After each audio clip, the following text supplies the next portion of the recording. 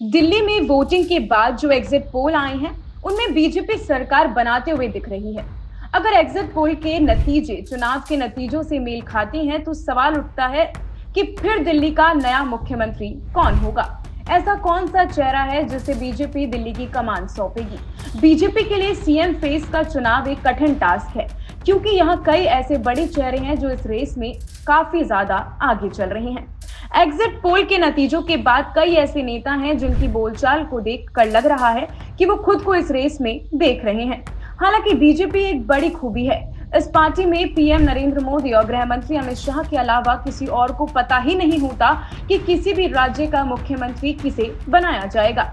इस रेस में जो बड़े नाम आगे चल रहे हैं, उनमें सबसे महत्वपूर्ण नाम है प्रवेश साहिबा सिंह वर्मा का। इसके अलावा उत्तर पूर्वी दिल्ली में तीसरी बार सांसद मनोज तिवारी, नई दिल्ली से सांसद बांसुरी स्वराज, पूर्व केंद्रीय मंत्री स्मृति ईरानी और मीनाक्षी लेखी का नाम भी सीएम की पोस्ट में आगे चल रहा है। पर खैर, आपको बताते चले कि बीजेपी एक अपनी स्ट्रैटेजी फॉलो करके चलती है। क्या कुछ स्ट्रैटेजी होती है बीजेपी की, वो आपको बताते हैं। बीजेपी किसी भी राज्य में अपना सीएम फेस कैसे बनाती है, उसकी क्या स्ट्रैटेजी होती है, इसे अब तक कोई समझ ही नहीं पाया है। फिर चाहे वो यूपी हो, एमपी हो, राजस्थान हो या फिर छत्तीसगढ़ हो। यहाँ यूपी में योगी आदित्यनाथ को अचानक सांसद से मुख्यमंत्री बना दिया गया था। वैसे ही मध्य प्रदेश के लोकप्रिय नेता रहे शिवराज सिंह चौहान को हटाकर उनकी जगह मोहन यादव को बना दिया गया। इसी के बाद शिवराज सिंह चौहान को दिल्ली में केंद्रीय मंत्री बनाकर लाया गया। ऐसे में राजस्थान में वसुंधरा राजे का वर्चस्व खत्म कर उनकी जगह भजनलाल शर्मा को बना दिया गया। छत्तीसगढ़ में भी रमन सिंह को हटाकर एक आदिवासी चेहरे विष्णुदेव साय को नया मुख्यमंत्री बना दिया गया। दिल्ली में वोटिंग के बाद जो एग्जिट पोल आए हैं, उनमें बीजेपी सरकार बनाते हुए दिख रही है। अगर एग्जिट पोल के नतीजे चुनाव के नतीजे से मेल खाते हैं, तो सवाल उठता है फिर दिल्ली का नया मुख्यमंत्री कौन होगा। ऐसा कौन सा चेहरा है जिसे बीजेपी दिल्ली की कमान सौंपेगी। बीजेपी के लिए सीएम फेस का चुनाव एक कठिन टास्क है, क्योंकि यहाँ कई ऐसे बड़े चेहरे हैं जो रेस में आगे चल रहे हैं। इन नामों में काफी लोगों का नाम आगे रखा गया है। नई दिल्ली में अरविंद केजरीवाल को टक्कर देने वाले प्रवेश वर्मा भी शुरुआती रुझान में काफी आगे चल रहे हैं। ऐसे में अगर प्रवेश वर्मा केजरीवाल को हराने में कामयाब होते हैं, तो वो सीएम पद के लिए एक मजबूत चेहरा बन सकते हैं। केजरीवाल को हराने के बदले बीजेपी उन्हें सीएम पद पर बिठाकर सबसे बड़ा तोहफा दे सकती है।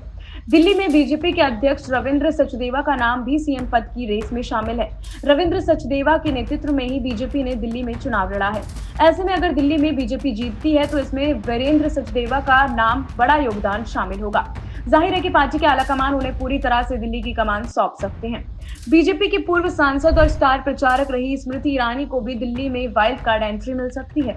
जी हां, लोकसभा चुनाव में अमेठी की सीट हारने के बाद पूर्व केंद्रीय मंत्री रही स्मृति ईरानी के पास अब कोई बड़ा पद नहीं है। ऐसे में स्मृति ईरानी को दिल्ली की बागडोर मिलने का अनुमान लगाया जा सकता है। राजौरी गार्डन में बीजेपी के उम्मीदवार रहे मनजिंदर सिंह सिरसा का नाम भी सीएम पद की लिस्ट में शामिल है। दिल्ली से लेकर पंजाब तक मनजिंदर सिंह सिरसा का बोलबाला। ऐसे में सिरसा को सीएम बनाकर बीजेपी न सिर्फ दिल्ली बल्कि पंजाब की राजनीति भी साध सकती है। दिल्ली की करोल बाग विधानसभा सीट से चुनावी मैदान में उतरे दुष्यंत गौतम भी सीएम कैंडिडेट की लिस्ट में शामिल है। करोल बाग को जहां दिल्ली की हॉट सीटों में गिना जाता है, तो वहीं दुष्यंत गौतम दलित उम्मीदवार हैं। ऐसे में उन्हें सीएम बनाकर बीजेपी दलितों को अपने पक्ष में करने की रणनीति बना सकती है। बीजेपी किसी भी राज्य में अपना सीएम कैसे बनाती है, ये इसकी काफी बड़ी स्ट्रेटजी मानी जाती है। हमेशा कुछ अलग ही लेकर आती है। दिल्ली सीएम की कुर्सी के लिए प्रवेश वर्मा का नाम सबसे आगे भी चल रहा है, क्योंकि बीजेपी ने उन्हें नई दिल्ली सीट से अरविंद केजरीवाल के खिलाफ मैदान में उतारा है। तो काफी तौर पर यह सामने आ रहा है कि बीजेपी सरकार इस तरीके का फैसला कर सकती है। खैर, हमेशा से देखने को मिला है कि दिल्ली हो या फिर कहीं और हो, हमेशा से बीजेपी सरकार ने अपने मुख्यमंत्रियों का चुनाव काफी सोच समझ कर किया है और अलग ही तरीके की स्ट्रैटेजी को फॉलो किया है। तो आने वाले वक्त में देखने वाली बात होगी कि किसको बीजेपी इस बार मौका दे सकती है दिल्ली का सीएम बनने का।